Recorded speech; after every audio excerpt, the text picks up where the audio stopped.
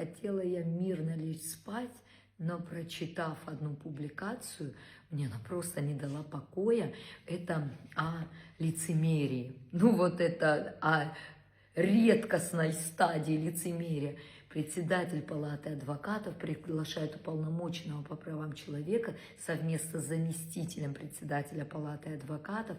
И вот они толкуют о том, чтобы не нарушались права граждан, чтобы как можно было лучшее взаимодействие с офисом уполномоченного по правам человека, в частности, чтобы оказывалась там юридическая бесплатная помощь и так далее. Ну, как бы юридическая бесплатная помощь, она была, есть и будет в адвокатуре. Это обязанность адвокатов. Представлять интересы по требованию, это ладно. А вот как председатель Палаты адвокатов вообще может смотреть в глаза уполномоченному по правам человека, когда нарушила все возможное, в частности, именно конкретно со мной? Все, что можно было нарушить.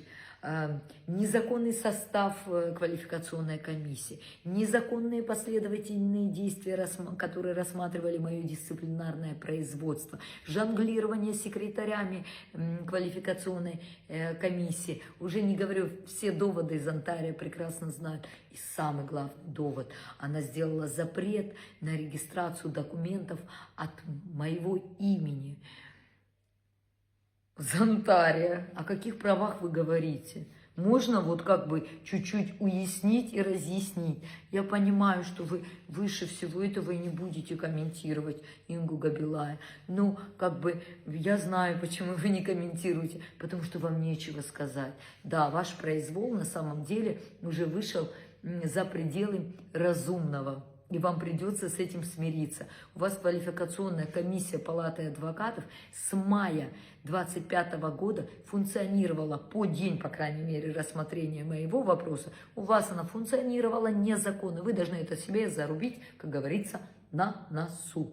У вас все допуски к квалификационным экзаменам, которые были, по-моему, или с 25 или с 26 мая, я не помню, когда уволили Шата по точный день. Вот. У вас все допуски к квалификационным экзаменам, у вас все экзамены принятые квалификационные, и лица, которые стали адвокатами с этого числа, они должны быть признаны незаконными, потому что у вас сформирована комиссия была незаконна. И вы говорите о правах и о ненарушении законов. Это реально с вашей стороны настолько выглядит, вот, человек ничего не видит. Человек, вот я говорю, вот всегда, когда так грубо, когда идешь, вот как лось по кукурузе идет, так и может, вот так из Онтарио идет по нарушению прав.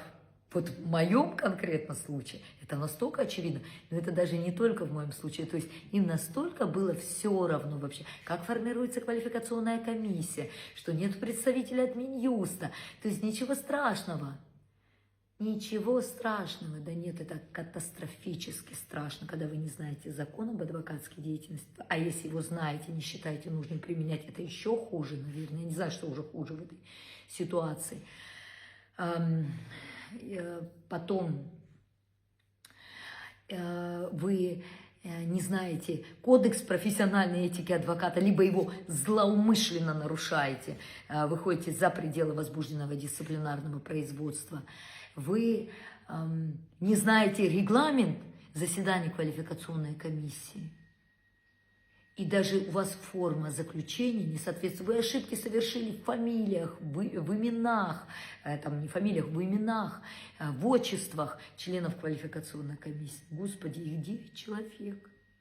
И вот так напортачить, это захочешь придумать, не придумаешь. Поэтому вот этот парад лицемерия, уже прекратите, не говорите о том, что вы беспокоитесь о нарушении прав. Если вы бы беспокоились бы, вы бы всеми правдами, неправдами восстановили бы нарушенные мои правами вами же. Ну, как бы вами же восстановить, это признать незаконность своих действий. Согласна, очень тяжелая ситуация.